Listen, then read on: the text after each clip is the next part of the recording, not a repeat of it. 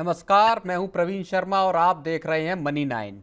देखिए, देश के सबसे बड़े सरकारी bank state bank of India पर हो गया है एक बड़ा action. Reserve bank of India, जो कि बैंकिंग सेक्टर का रेगुलेटर है, उसने एसबीआई पर लगा दिया है एक लंबा चौड़ा जुर्माना। अब रिजर्व बैंक की इस एक्शन की जद में अकेला एसबीआई ही नहीं आया है, एक और बैंक भी इस एक्शन की जद में आ गया है। पिछले कुछ वक्त में हुआ यह है कि रिजर्व बैंक बैंकिंग सेक्टर के नॉर्म्स को लेकर, रेगुलेशंस को लेकर, नियमों को लेकर काफ़ी सख्त हुआ है और उसके पीछे कुछ वजहें हैं। हाल के वक्त में कम से कम 2 बैंकों के साथ इस तरह की घटनाएं हुई हैं जिसने आरबीआई को थोड़ा चिंतित किया है और थोड़ा सख्त कदम उठाने के लिए मजबूर किया है। सबसे ताज़ा मामला इंडसइंड बैंक का है, जहां पे कि फॉरेक्स डेरिवेटिव्स में ट्रेड को लेके कुछ गड़बड़ियों की बात सामने आई। उसको लेके तमाम तरह की चीज़ें चली, रिजर्व बैंक की भी बात उसमें सामने आई और इसके ठीक पहले एक बैंक पूरी तरह से कोलैप्स होता हुआ नजर आया। नाम था new India cooperative bank, Maharashtra का बैंक था, जहां पे कि लाखों कस्टमर्स फंस गए। बैंक एक तरह से कि बैंक पे आरबीआई को, बैंक के बोर्ड को सुपरसीड करना पड़ा, अपना कंट्रोल लेना पड़ा और कुछ वक्त के लिए जो कस्टमर्स थे, जो डिपॉजिटर्स थे, उनके पैसे के निकालने पर रोक लगी।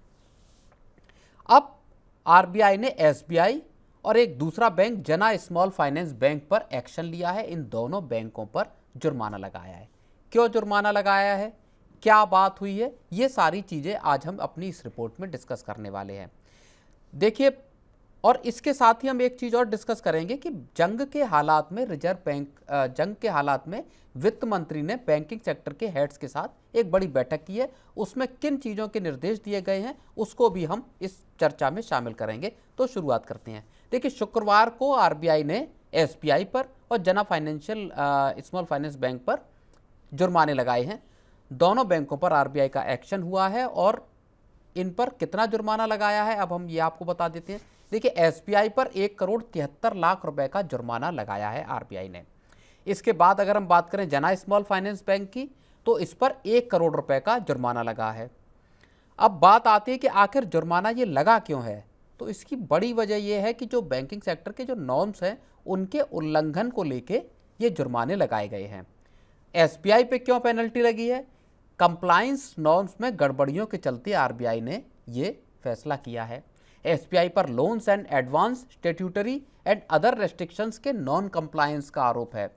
एक और जो गड़बड़ी जहां पे दिखी है वहां है customer protection, limiting liability of customers in unauthorised electronic banking transactions, यानी जो डिजिटल ट्रांजैक्शंस होते हैं उसमें कस्टमर अनऑथराइज्ड तरीके से जो कस्टमर्स के ट्रांजैक्शंस है उसमें कस्टमर्स के प्रोटेक्शन को लेके जहां पे नियमों का उल्लंघन हुआ वहां पर मामला देखा गया और आरबीआई ने, और ये बेहद गंभीर मामला है क्योंकि आज के वक्त में हर कोई डिजिटल ट्रांजैक्शंस या ऑनलाइन ट्रांजैक्शंस से जुड़ा हुआ है।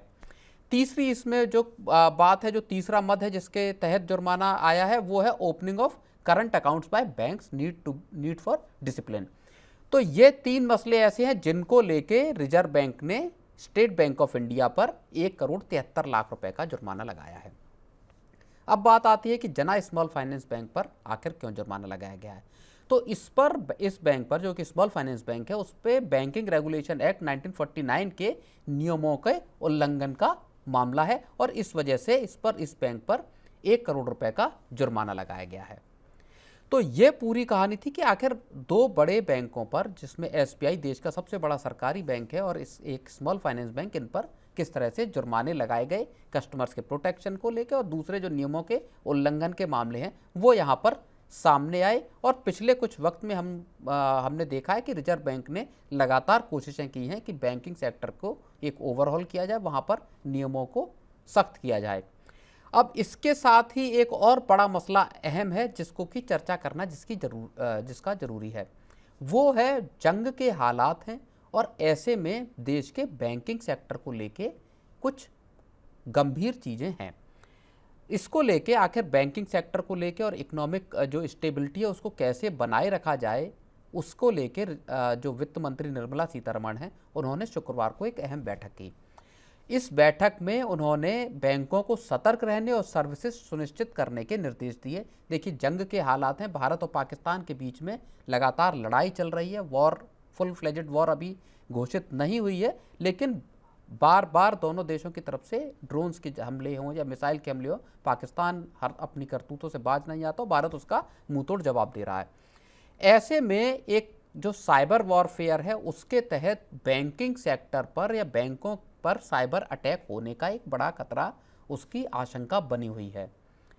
इस वजह से वित्त मंत्री ने बैंकों के हेड्स के साथ और बीमा के हेड्स के साथ उनके साथ बैठक की और उनको साफ तौर पर निर्देश दिए कि साइबर सिक्योरिटी पर आप अपने स्टेप्स पक्के रखिए, सर्विसेज इंश्योर की जाए, यानी जो बैंक सर्विसेज दे रहे हैं, चाहे खाते के ऑपरेशंस को लेके हों या दूसरे एटीएम्स की सर्विसेज हों, उसको लेके जो सर्विसेज हैं वो बदस्तूर जारी रहें। इसके निर्देश साफ तौर पर बैंकों को रिजर्व बैंक वित्त मंत्री की तरफ से दिए गए हैं।